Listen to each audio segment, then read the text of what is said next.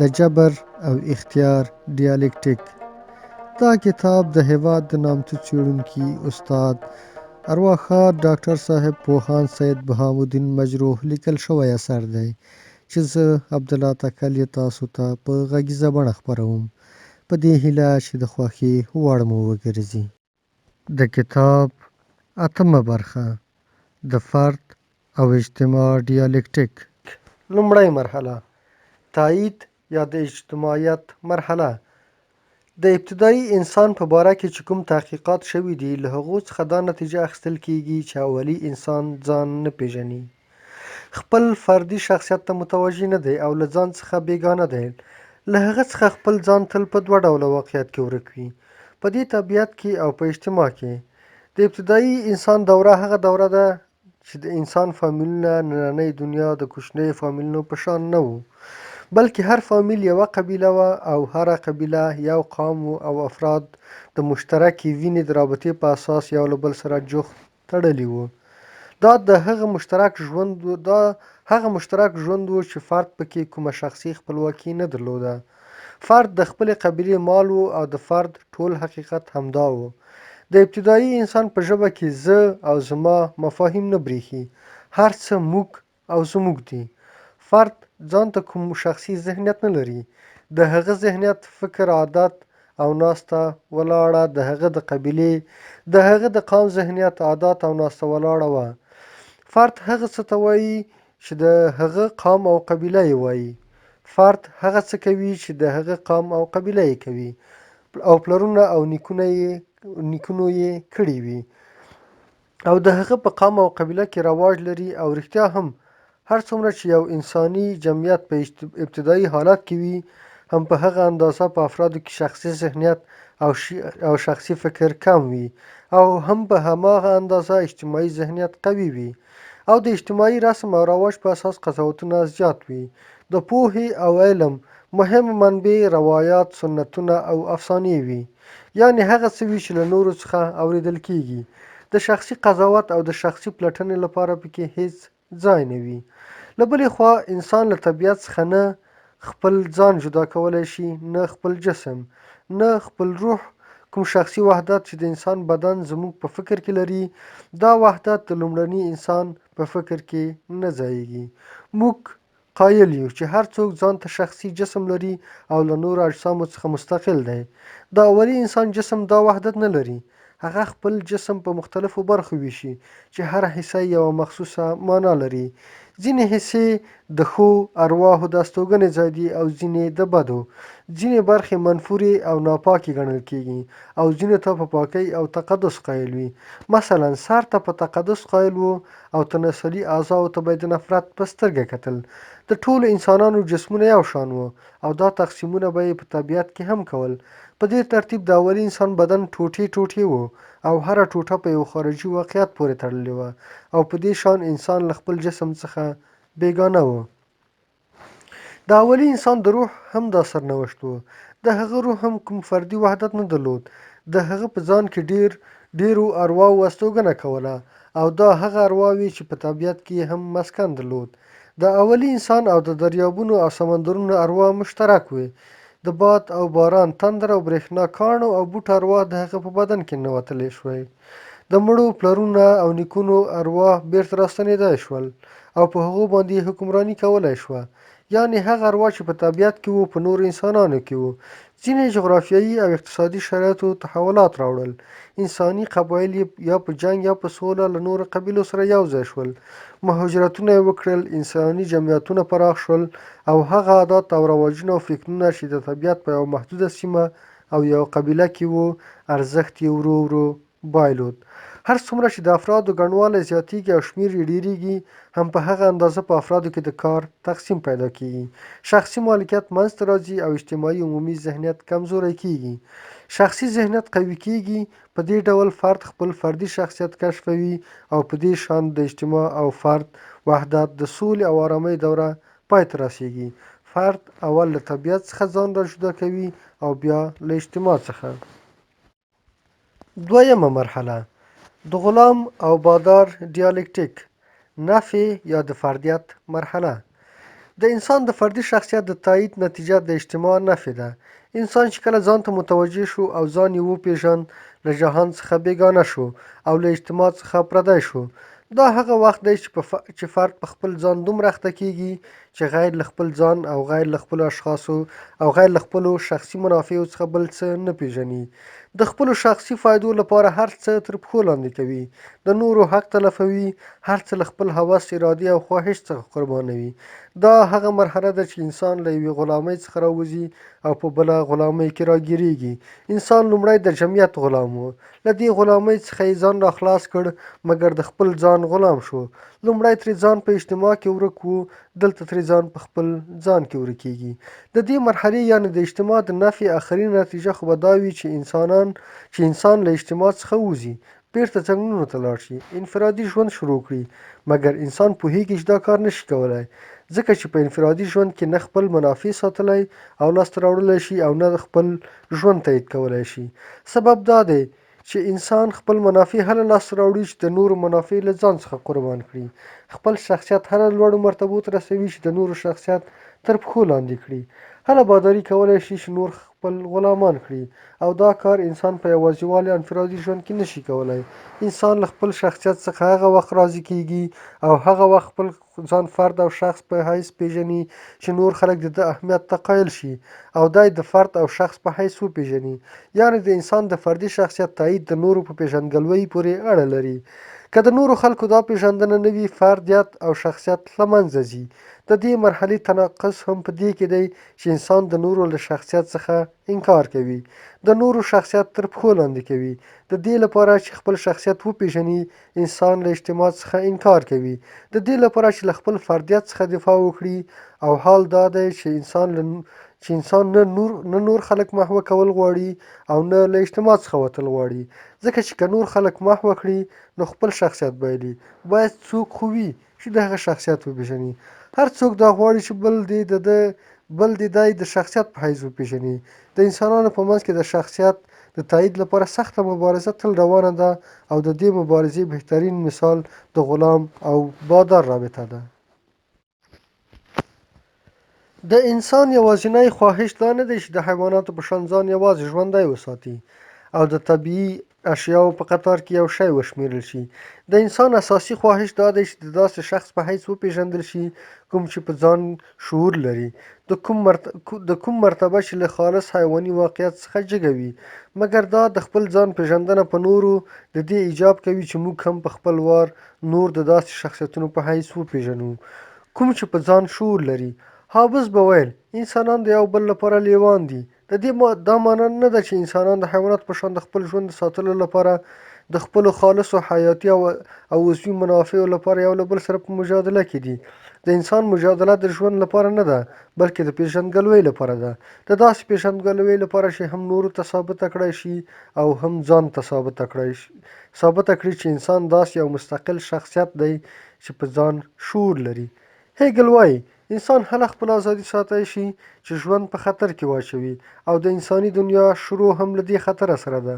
یعنې انساني دنیا له حیواني دنیا څخه هله جلا کېږي چې انسان د ژوند له غلامۍ څخه هم ځان آزاد کړی شي او د خپلې هستۍ له اساسي شرط څخه چې ژوند دی هم وکړی شي چې تیر شي. په دې مرحله کې د شخصیت د تایید په مجادله کې یوه بېتوازني او غیر مساوات را پیدا کېږي او د غلامۍ او بادارۍ شکلونه ترې راوځي. هغه وخت چې انسان خپل ژوند په خطر کې واچوي، نو یوه مهمه تجربه کوي. دی پوهېږي چې د هستۍ لپاره اول ژوند کول او دویم په ځان شعور لرل دواړه اساسي او مهم رکنونه دي، او هم له دې ځایه دا دواړه مراحل یعنې اول ژوند کول او دویم په ځان شعور لرل یو له بله سره جدا کېږي او دوه ډوله شعور ترې جوړېږي. یو له دې شعورونو څخه ځان له حیواني ژوند څخه جګوي، له مرګ سره مقابله کوي او نه ویریږي چې خپله ماده له لاسه ورکړي او ظاهراً د ژوند له غلامۍ څخه ځان آزادوي. دا د بادارۍ شکل دی او ارستوکراتي شعور دی.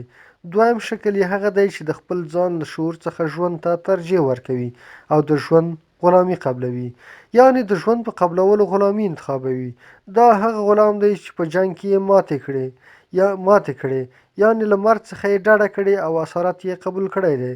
فاتح بادار ده. فاتح بادار ده ته ژوند بښي او دا یې ساتي، مګر نه د یو شعور او مستقل شخصیت په حیث، بلکې د یو شي په حیث. دا یې بادار د یو مستقل شعور په حیث پیژني، مګر بادار دا یې په دې حیث نه پیژني. څرنګه چې د انساني افرادو له مجادلې څخه باداري او غلامي راوځي، همدارنګه د یوه ډیالکټیکي جریان د معکوسېدو له سببه غلام ازادېږي، ځکه چې بالاخره د اقتدار او تسلط د زحمتکش غلام په لاس کې پرېوځي. د هیګل یعنې د روح فلسفې دا برخه چې د بادار او غلام ډیالکټیک په باره کې دا ډېر زیات شهرت لري. مختلف آثار او تبصرې پرې لیکل شوي دي. د دې ډیالکټیک مختصر او ساده شکل په لاندې ډول دی: د بادار باداري د غلام په پیژندګلوۍ کې ده، یا په بل عبارت بادار ځکه بادار دی چې غلام دی د بادار په حیث پیژني. د بادار استقلال د غلام په موجودیت پورې تړلی دی، یعنې دا یو نسبتي استقلال دی. له بلې خوا بادار د جهان له واقعیت سره په مستقیم ډول تماس نه لري، بلکې دا تماس غیر مستقیم او د غلام په وسیله دی. بادار په مستقیم ډول له غلام سره په رابطه کې دی، او په غیر مستقیم ډول د غلام په ذریعه د اشیاو له واقعیت سره. سربیره پر دې څرنګه چې مو ورته اشاره وکړه، د غلام په حقیقت کې د بادار غلام نه دی، بلکې د ژوند غلام دی، ځکه چې ده د بادار په مقابل کې شکست کړی دی، د ازادۍ له مرګ څخه یې ډډه کړې او د اسارت ژوند ته یې غاړه ایښودې ده. د غلام هستي په ژوند کې ده، لهذا دا یې مستقل نه دی. د ده استقلال د ده له هستۍ څخه بهر دی، د ده په شعور او فکر کې نه دی. برعکس بادار خپله برتري د ژوند په مقابل کې ثابته کړې. ژوند ته یې د یوه عارضي او حادثې په سترګه کتلي او ترې تېر شوی دی. هم له دې سببه ده په غلام تسلط پیدا کړ. همداشان بادار له اشیاو سره هم رابطه لري، مګر د غلام په وسیله. بادار د دې اشیاو نفي کولی شي، ترې استفاده کولی شي او په دې شان خپل شخصیت تاییدوي. د بادار د هیلو او ارزوګانو په مقابل کې د جهان واقعیت کوم مقاومت نه لري. برعکس غلام د ارزوګانو په مقابل کې د واقعیت له دې مقاومت څخه بل څه نه پیژني، او د غلام خواهشات همیشه د واقعي جهان له مقاومت سره مخامخ دي. نو ځکه دا شیان آماده کوي او کار پرې کوي، د دې لپاره چې بادار ترې استفاده وکړي او لذت ترې واخلي، یعنې نفي یې کړي. بادار هغه واقعیت استهلاکوي کوم چې غلام په زیار او کار تیار کړی دی. د بادار لپاره ارزښت په دې نفي کې دی چې خپل ځان پکې تاییدوي. د غلام لپاره ارزښت په تولیداتو کې دی، یعنې د جهان په تغییرولو او تبدیلولو کې دی. د باداري حقیقت په خپله په بادارۍ کې نه دی، بلکې د غلامۍ په موجودیت کې دی، یعنې په یو فرعي او بې اهمیته شعور کې دی، او همدا فرعي او بې اهمیته شعور دی چې د خپل انکشاف او تکامل په سلسله کې حقیقي ازادي منځته راولي. دا د حقیقي ازادۍ منځته راتلل د غلامۍ په وسیله په 3 مرحلو کې کیږي: لومړی ویره، دویم اطاعت او دریم کار. په لومړۍ مرحله کې داسې ښکاري چې د غلام هستي د ده له شعور څخه بهر واقع ده. دی د ژوند بندي دی او په حیواني ژوند کې ډوب دی. غلام باداري د خپل حقیقت په حیث ګڼي، مګر داسې یو حقیقت چې د ده په شعور او هستۍ کې دننه پروت نه دی، بلکې بهر ترې واقع دی. مګر په عین حال کې دا حقیقت په ده هم پروت دی، ځکه چې غلام له ویرې سره اشنا شوی دی او له هغه مطلق بادار څخه چې د مرګ په نامه یادیږي ویرېدلی دی، او هر هغه څه چې د ده په هستۍ کې ثابت وو له تهدابه متزلزل شوي دي. د غلام هستي او شعور په حیواني ژوند کې ډوب وو.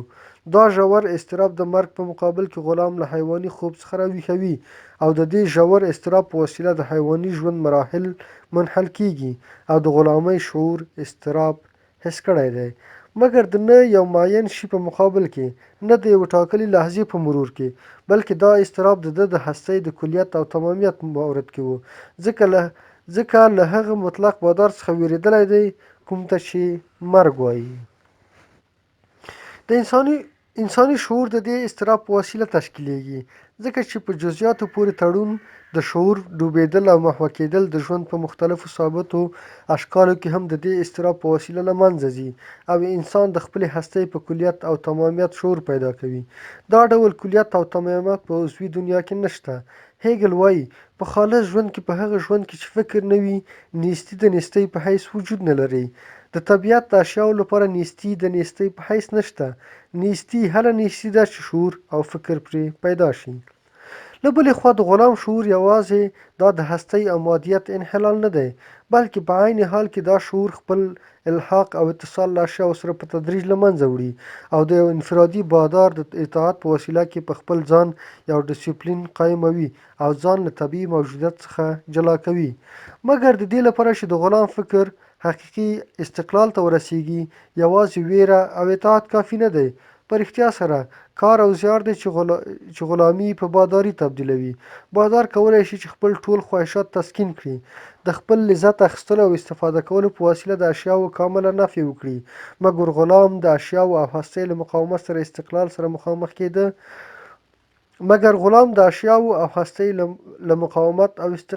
مخامخ کېده. او غیر له دې بله چاره نه درلوده چې د طبیعت اشیاو ته تغییر ورکړي او د انساني خواهشاتو لپاره یې برابر کړي. د دې عمل په وسیله چې ظاهري او فرعي ښکاري، غلام له یوې خوا خپل ځان ایجادوي، مګر له بلې خوا د فکر او شعور مهر او صورت په هستۍ او جهان کې لګوي. په دې شان هغه څه چې غلام په خپلو اثارو او تولیداتو کې مومي، که هغه د ده خپل موجودیت او شخصیت دی، د بادار د استفادې نتیجه د اشیاو استهلاک دی، یو تیریدونکی او بې ثباته حالت دی. د غلام زیار او کار نتیجه د داسې یوې مستقلې او دوامدارې هستۍ تماشه ده چې هغه د ده خپله هستي ده. د کار په وسیله دا د خپل ځان لپاره موجودیت یا اتروپورسوی یا شعوري هستي له ځانه خارجېږي او د استمرار او دوام عنصر ته تیریږي. تر څو چې فکر له دریو مرحلو یعنې ویرې، اطاعت او کار څخه تیر نشي، حقیقي اختیار منځته نه راځي. تر څو چې د هغې اساسي ویرې او بنیادي اضطراب سره اشنایي نه وي پیدا شوې، تر څو چې د کار په وسیله په جهان کې تحول نه وي راوستل شوی، نو یوازې له اطاعت څخه سرغړول او نافرماني به یو بې فکره، لجاجت او بې سنجشه خودسري وي، نه حقیقي اختیار. هیګل وایي تر څو چې د طبیعي شعور ټول محتویات، یعنې د مرګ په مقابل کې د اضطراب په وسیله نه وي متزلزل شوي، نو دا شعور به د طبیعي مشخص موجودیت یوه برخه وي او حقیقي معنا به یې خالص لجاجت وي. دا یوه داسې ازادي ده چې د غلام په چوکاټ کې محصوره پاتې کېږي. د کار په وسیله طبیعي دنیا په یوه انساني دنیا بدلېږي. انسان طبیعت ته د خپل فکر په اساس شکل او صورت ورکوي. په دې شان د انسان فکر چې یوه انفسي حادثه ده، په افاقي ډول د کائناتو په هستۍ کې ځای نیسي. بادار یوازې د اشیاو نفي او استهلاک کوي. د ده شعور او شخصي تایید یوه تېرېدونکې، بې ثباته او نفسي حادثه ده. غلام د کار په وسیله په جهان کې تحولات راولي، حالات او تخنیکي وسایل برابروي، له طبیعت سره مجادله کوي او د دې مجادلې په نتیجه کې په طبیعت باندې تسلط پیدا کوي. په دې شان د انسان حقیقي تسلط او فرمانروایی په طبیعت چې انساني حقیقي اختیار دی، د زحمتکش غلام په وسیله منځته راځي. درېیمه مرحله: ترکیب یا د فردي اجتماعي شخصیت مرحله. انساني تحول له ټیټو مرحلو څخه د جګو مرحلو خواته روان دی. انسان له یوه بې فکره، بې شعوره، بې ارادې اجتماعي حیواني مرحلې څخه د فردیت او شخصیت، د شخصي ارادې او شخصي فکر مرحلې ته راورسېد. لومړی په جهان کې محو و او له ځانه بېګانه و، بیا په ځان کې محو شو او له ځان څخه بېګانه شو. لومړۍ مرحله د ده وروستۍ مرحلې نفي ده. دا وروستۍ مرحله له هغې لومړنۍ څخه راوځي تر څو چې انسان هغې جګې مرحلې ته راورسېږي په کومه چې رښتیا ځان وپېژني او حقیقي انساني فرد منځته راشي، یعنې نه له ځانه بېګانه وي او نه له جهانه. نو فرد یو کامل انسان شي. په دې مرحله کې فرد ځکه پېژني چې نور پېژني، په خپله ځان ته په شخصیت قایل دی ځکه چې نورو ته په شخصیت قایل دی، خپله شخصي منافع ساتي ځکه چې د نورو منافع په نظر کې نیسي، په خپله د فکر خاوند دی ځکه چې نور د فکر خاوندان دي، په خپله خواهشات او هوسونه لري ځکه چې نور هم خواهشات او هوسونه لري، په خپله آزاد دی ځکه چې نور آزاد دي او غلامان نشته. کوم ازادي چې د نورو په غلامۍ چلیږي، داسې ازادي د خپل ځان غلامه کیږي ځکه چې داسې ازادي غلامۍ ته احتیاج لري. په دې غلامۍ پورې تړلې ده که غلامي لاړه شي داسې ازادي هم له منځه ځي. نو ځکه هیګل به ویل د غلام او بادار په منځ کې کوم یو چې رښتیا غلام دی هغه په خپله بادار دی. بادار دې د غلام غلام شي ځکه چې د هغه باداري غیر له غلامۍ څخه نه کیږي. د هغه باداري د غلام په وجود پورې تړلې ده. برعکس غلام د بادار وجود ته هیڅ احتیاج نه لري ځکه چې دی خپله غلامۍ ته احتیاج نه لري. یعنې د خپلې غلامۍ غلام نه دی او بادار د خپلې بادارۍ غلام دی. یعنې د بادار ازادي د خپل ځان غلامه ده او دا حقیقي انساني ازادي نه ده، متناقضه ازادي ده.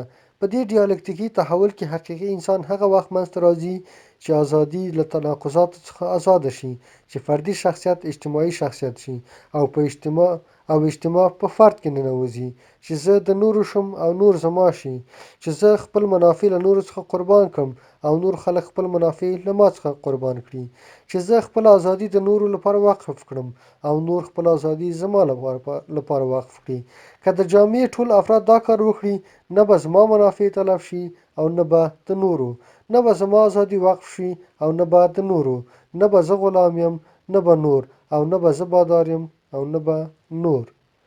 نتیجه: انسان نه مطلق مجبور دی نه مطلق مختار، بلکې د زمانې په جریان کې مجبور انسان مختاریږي.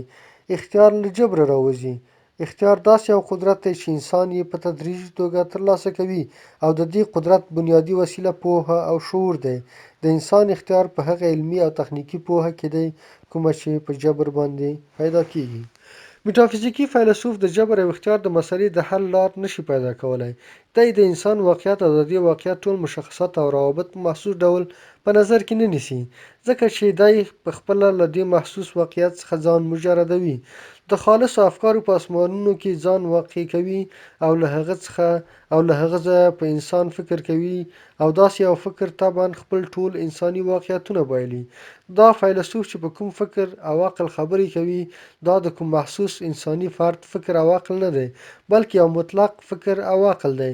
دا فیلسوف چې په جبر او اختیار فکر کوي دا د کوم محسوس او واقعي انسان جبر او اختیار نه دی بلکې د جبر او اختیار مطلقه او مجرده مفکوره په نظر کې نیسي او په دې ټولو مجردو او وچو مفکورو کې چې کوم شی له منځه ځي او منل کیږي هغه د دې افکارو اساسي او اصلي موضوع ده او دا موضوع په خپله انسان دی. هغه انسان چې یو محسوس او واقعي موجودیت لري په یو محسوس جهان او ماحول کې واقع دی. هغه انسان چې تاریخ لري، فکر لري، تخیلات لري، عشق لري، نفرت لري، امیدونه او ناامیدي لري، ظلم لري یا ظلم پرې کیږي. د مطلقیت فیلسوف فکر د دې متحول جهان په حوادثو نشي پوهیدای او په واقعي دنیا کې د حل لار نشي موندای، ځکه چې دی په مطلقو حقایقو پسې ګرځي، په تحول کې سکون او استقرار لټوي او کوم څه چې متحول او تغییر کوونکي وي هغه ورته هیڅ حقیقت نه ښکاري. نو ځکه دا ډول فکر د حوادثو له جهان څخه ناامیده کیږي او د واقعي جهان د محسوسو مجادلو او مبارزو او واقعي مسایلو انعکاس په میتافیزیکي ساحه کې ویني او هلته یې د حل لار لټوي. موږ برعکس د دې نکتې ثابتول غوښتل چې حقیقت په تحول او نسبیت کې دی او د مطلقیت په زمانه کې انساني حقیقت یو مطلق او تغییر ناپذیره حقیقت نه دی بلکې یو تاریخي او کیدونکی حقیقت دی. د انساني حقایقو د پوهیدلو لپاره د تاریخ او تاریخیت مفهوم په نننۍ فلسفه کې یو اساسي مفهوم دی. انساني واقعیت د سکون او استقرار په حالت کې نه دي بلکې د دې واقعیت اوسنی حالت د زمانې مولود دی، د یو سلسله تیرو حوادثو نتیجه ده. د هرې حادثې د پوهیدلو لپاره په عمومي ډول او د انساني حوادثو لپاره مخصوصاً د زماني بعد په نظر کې نیول واجبي دي. یوازې د تاریخ او تاریخیت بعد موږ ته دا ښودی شي چې څرنګه مجبور انسان مختاریږي. که موږ دا بعد په نظر کې ونه نیسو او د جبر او اختیار مفاهیم له زمانې څخه بهر په یو مطلقه ساحه کې واقع کړو نو بیا به غیر له دې څخه بله چاره نه وي چې ووایي انسان یا مجبور دی یا مختار. که مجبور وي هیڅکله مختار کیدای نشي، او که مختار وي هیڅکله د کوم جبري قانون لاندې نشي راتلی. دا د جبر او اختیار د مسئلې هغه میتافیزیکي شکل دی چې قرنونه پرې بحث شوی دی او حل لاره ورته نه ده موندل شوې. موږ چې اوس پکې د تاریخ او تاریخیت بعد داخل کړ، نو په مفاهیمو کې حرکت را پیدا شو او د جبر او اختیار مسئلې خپل د حل لاره پخپله راوښوده. د زمانې له برکته پکې تقدیم او تأخیر راغی او د تاریخ په سیر کې جبر او اختیار د انساني واقعیت د تکامل دوه مرحلې شوې.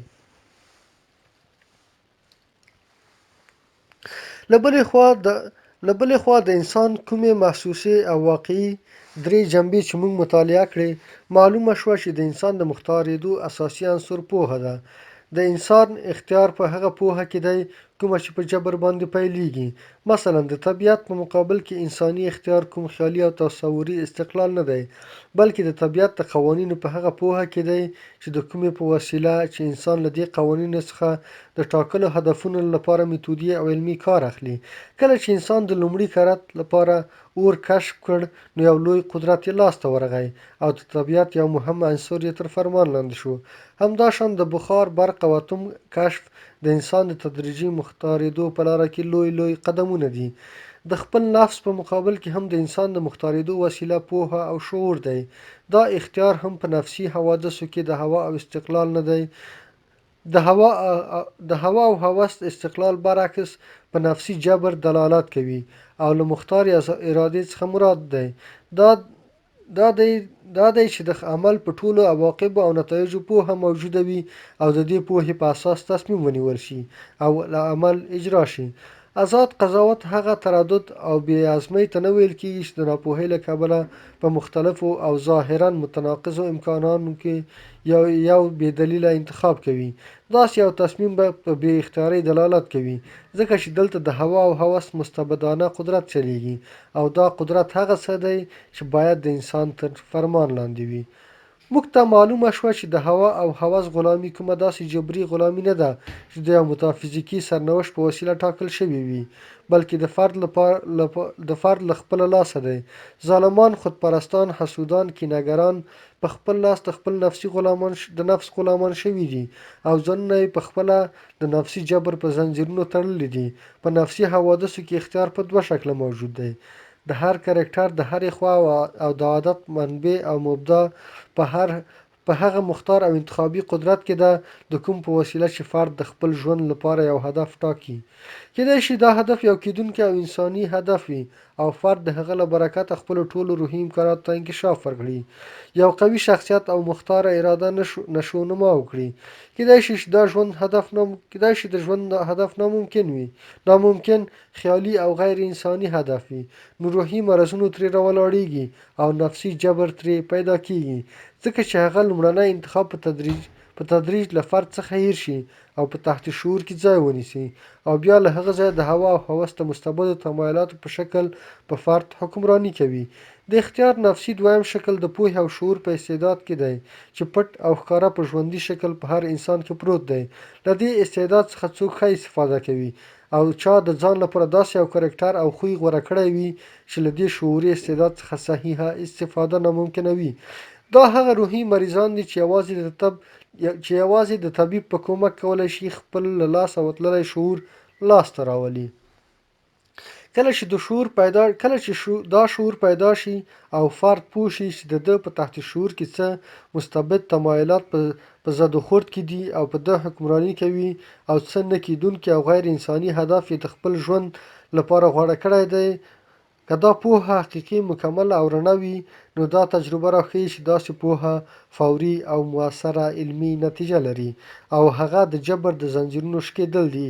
دا تحت شعوري تمایلات د سحر او افسون ماتېدل دي. د دې پوهې په وسیله د نفس واګې د فرد ارادي او شعور په لاس پرېوځي او مختار انسان ترې جوړېږي. په اجتماعي ساحه کې انساني شعور له خپل ځان سره تصادم کوي او د غلامۍ او بادارۍ دوه شکله ترې جوړیږي. دا اشکال د انسان د حقیقي شعور د تشکیلېدو په لاره کې واجبي مراحل دي.